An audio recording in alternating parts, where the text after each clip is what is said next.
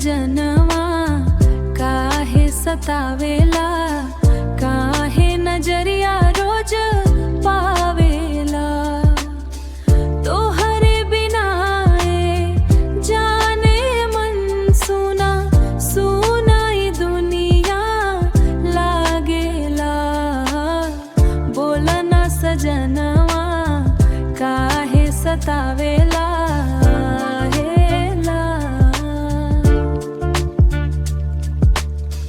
रिमझिम बरसे सावन के पानी,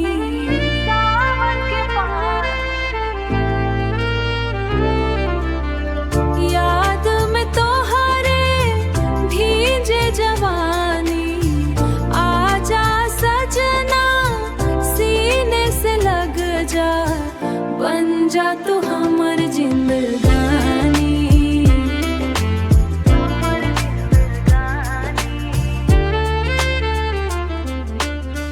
बोला ना सजनवा काहे सतावेला, देख के मुस्की दिलवा जलावेला।